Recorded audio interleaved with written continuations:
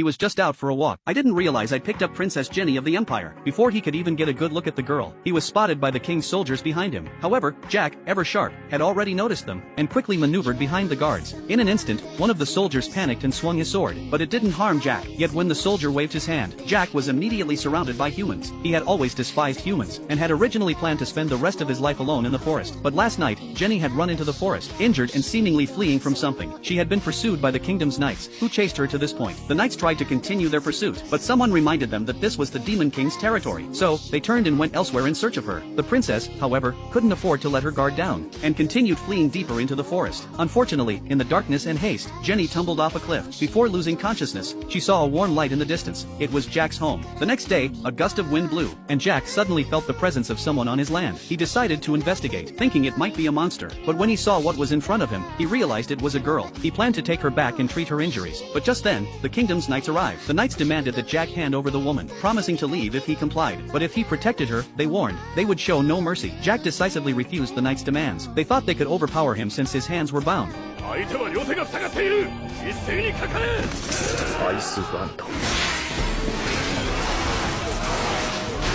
But to their shock, Jack could cast magic without using his hands. It was then that the soldiers noticed his half-black, half-white hair, and they were stunned to realize that he was the Demon King of this land.